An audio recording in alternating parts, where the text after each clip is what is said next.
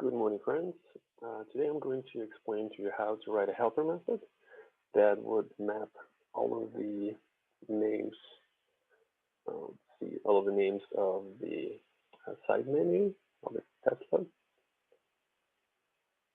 So basically, we would click in here, we would map all of these menu items into one object, and then we would click by name. So let me explain to you what I have here so far. So here's the code. These are inline selectors. You can ignore them. We're going to use page object model, but it's just for an example. So we navigate, then we wait for clickable, and then this homepage side menu navigate to Cybertruck. So we navigate through the side menu to a Cybertruck page with this helper method. And what we have here is we're going to rewrite it in a few minutes. So let me actually delete it, and then we're going to start from scratch. So let's say we do not have that guy. We're just going to put a browser.debug. So we are going to run this test real quick.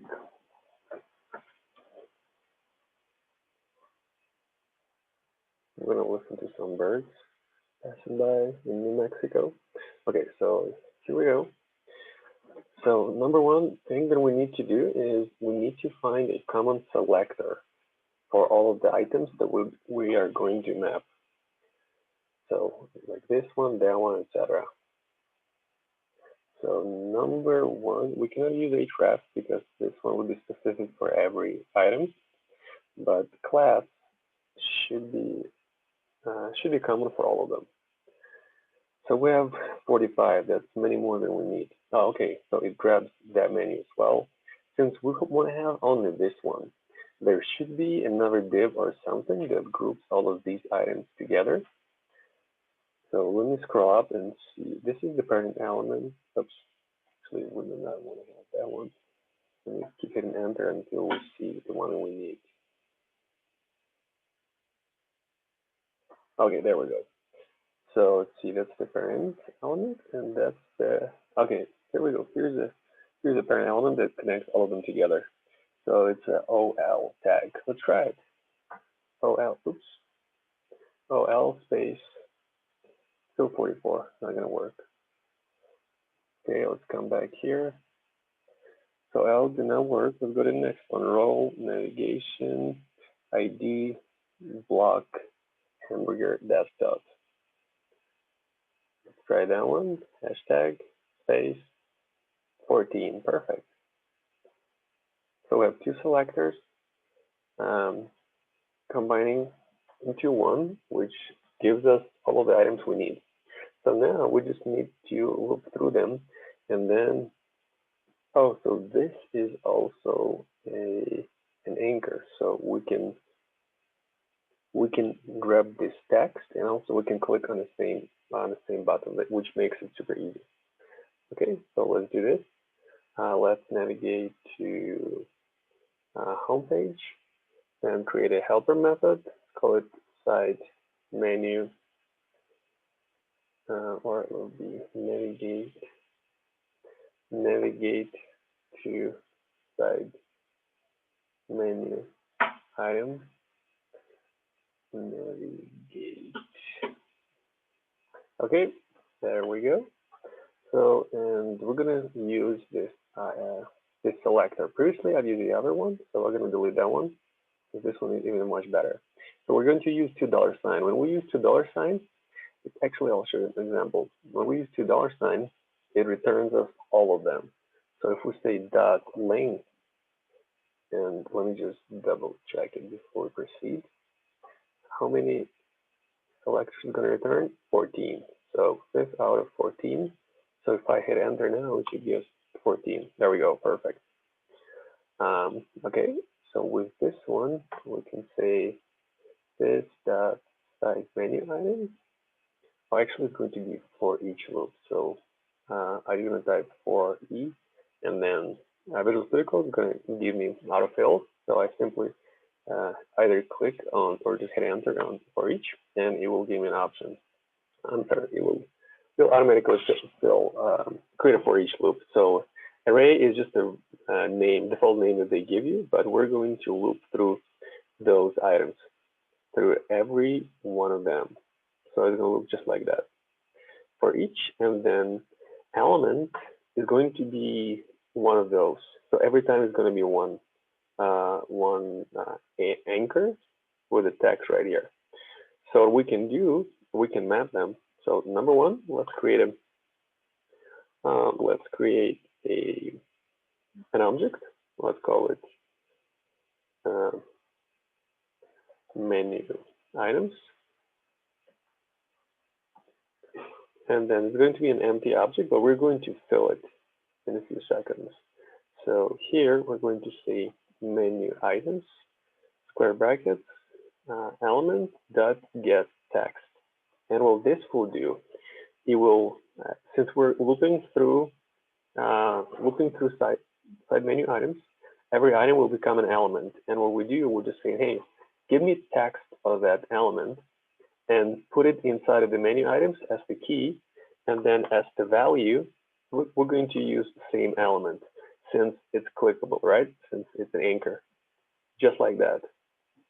Okay, and then we're going to pass a text and call it menu item, I guess, or menu item text. And then here we're going to click on it.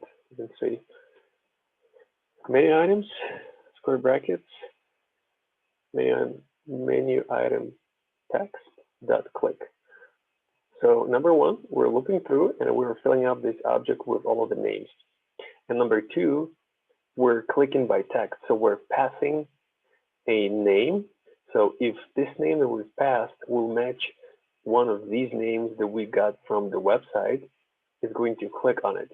If not, it will error out. It will say, hey, cannot perform click of undefined. So this should work. Let's just use it on the website, Cybertruck. Let's see, this will look like homepage. And then this one we're going to pass. By the way, we have to copy exact text. Oh, I think so. It's a capital. All of them should be capital letters since they're capital here. And let's click on, I don't know, let's click on Cybertruck. It doesn't matter which one we click on. Oops. So Cybertruck. Okay, let's run it real quick one more time and see if it's going to work. So it navigates to the website, loads, clicks, boom, boom, boom, bingo. We are on the Cybertruck page. Now, so we can kill this session since we already went through. But you know what? This is not a correct way because we're still saying, hey, wait for Cybertruck to be clickable. So the correct way would be to add something like this inside here. And that would be wait until. So we would have to, we cannot do wait for clickable because we have many elements. So we have to wait until. And I'll show you how to do that. WDIO, wait until. Jesus Christ, look at that. QLesson.com. I'm number 4 in the Google search for wait until. Let's check it out. Perfect. We have many examples here. Thank you, Sergi, for doing such a great job. Just kidding. Let's see which one. Okay, this one right here. Wait 10 elements. Wait until 10 elements are visible. That's what we need.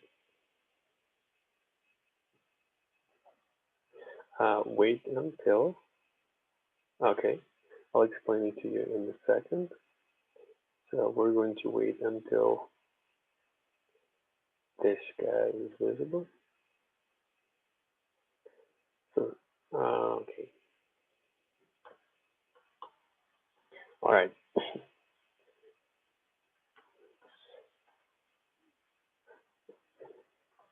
Side menu items were not visible.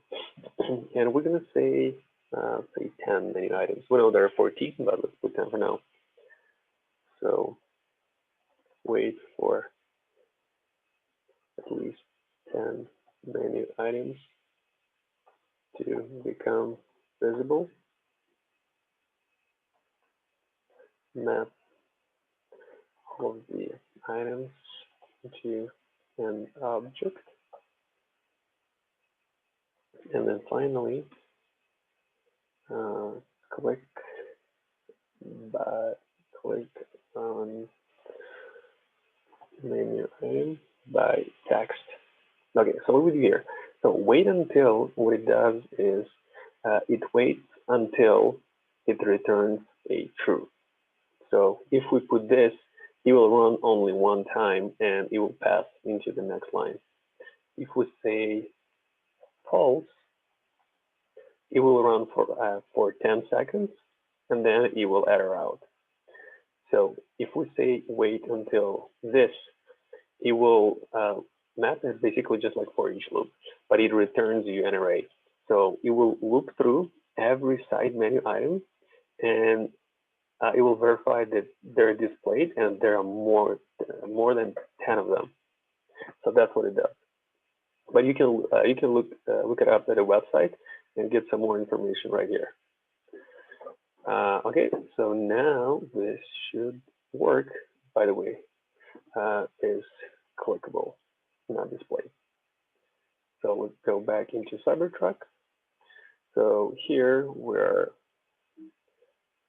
let's see, here we're going to open a website. So open site menu.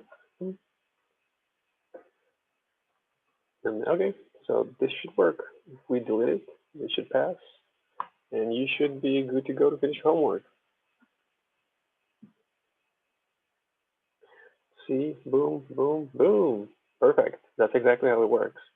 So now we don't have to specify. We don't have to specify any of the items in the menu, like none of them. We'll only specify text. I know this looks a little complicated for the beginning, but that's like a mid to senior level automation. Thank you for your time, and I will see you soon.